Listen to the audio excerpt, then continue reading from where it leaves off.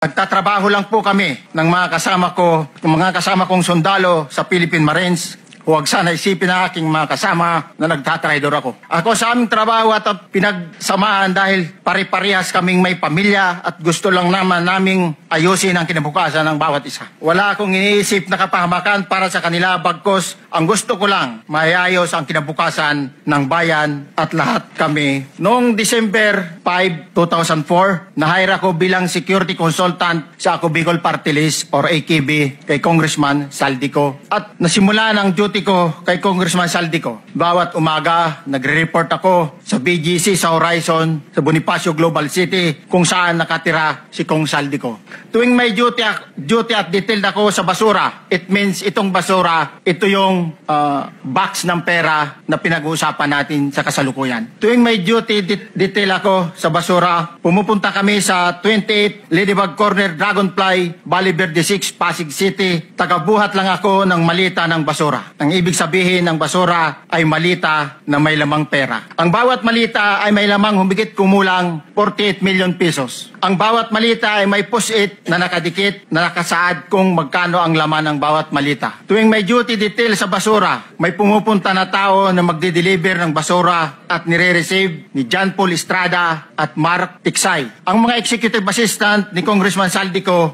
at sila ang mga detailed sa mga ganyang activities. Ang mga nangyayari kapag duty kami sa basura, kalimitang dinadala sa bahay ni Congressman Saldico sa Valle Verde 6 at tinatanggap naman ni Mark at ni Paul. Pagkatapos naming may baba ang nasabing basura, ipinapasok sa bahay ni Congressman Saldico sa Valle Verde 6 at binibilang ni Mark at ni Paul. Alam ko na ang laman ng malita ay pera sapagkat nakita ko si Paul na binuksan ang malita at inilabas ang laman para bilangin. Ang isang ehemplo na nagdala ng pera ay si Congressman Eric Yap ng AXIS Party List. 46 na malita ang dala niya sa bahay ni Congressman Saldico sa Valle Verde 6. Pagkatapos, mabilang ang sinasakay namin sa mga sakyang patungo sa Horizon Residence Taguig. Pagdating sa Horizon Residence, dumidiretso kami sa basement upang maibaba ang nasabing basura at dalhin sa unit ni Congressman Saldico sa 56th floor sa nasabing lugar kung saan siya nakatira. Bago ibaba ang nasabing basura, ito ay bawas na. Halimbawa, nag-akyat kami ng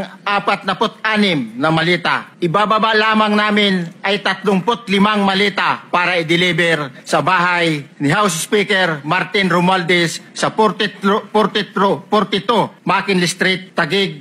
Ang labing isang malita ay naiwan sa taas ng 56th floor sa Horizon Residence. Humigit kumulang 3 beses ako mismo ang nag-deliver ng basura sa bahay ni Congressman Saldico sa Horizon Residence at sa mga bahay ni Speaker Romualdez sa 42 McKinley Street, Taguig. Mas maraming pagkakataon na nagde-deliver kami ng basura sa bahay ni Speaker Romualdez at sa bahay ni Congressman Saldico dahil iba-iba kaming mga nakadetailed na close-in, backup at advance party na nagkakaroon ng rotation. Sa huli, ako po